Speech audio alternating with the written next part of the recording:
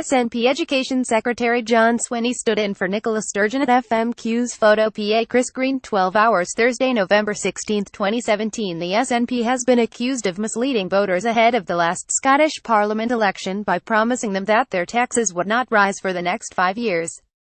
Ruth Davidson said the pledges made before 2016's vote had turned to dust after Nicola Sturgeon signalled that next month's draft budget would contain income tax rises.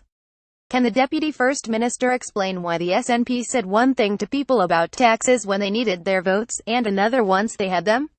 Ruth Davidson speaking during First Minister's questions at Holyrood, the Scottish Conservative leader read out a series of comments made by John Swinney ahead of last year's election.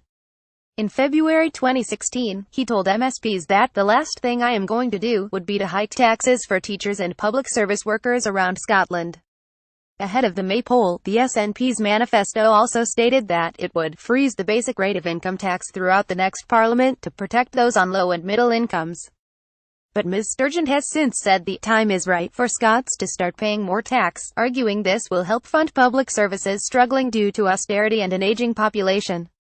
Discussion on tax. Earlier this month, the SNP published a discussion paper on income tax which set out 4 scenarios, 3 of which would result in everyone earning above £24,000 paying more. The minority SNP administration will need to do a deal with another party at Holyrood before its budget can be passed and may face pressure to be even bolder on tax. The truth is the SNP wheeled out Mr. Swinney before the election to tell people that their taxes wouldn't go up, and as soon as they got back in, those promises turned to dust. Ms. Davidson said, "Can the Deputy First Minister explain why the SNP said one thing to people about taxes when they needed their votes, and another once they had them?" Mr. Swinney, who was standing in for Ms. Sturgeon at FMQs so she could take part in the UN Climate Change Summit in Germany, said his party was prepared to make real hard decisions on tax. He added that ministers had been forced into a corner because public spending had been slashed by the United Kingdom government, and that austerity continues to roll forward.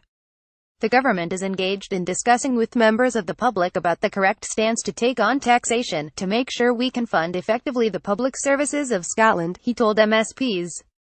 That is the right approach to take forward, and the Finance Secretary will announce the conclusions of that in the budget in December. In news http://sinews.co.uk